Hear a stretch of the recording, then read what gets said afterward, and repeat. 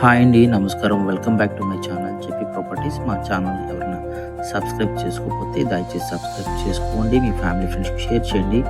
మేము ముందైతే పైపుల్ రోడ్లోని 93 గజాలండి.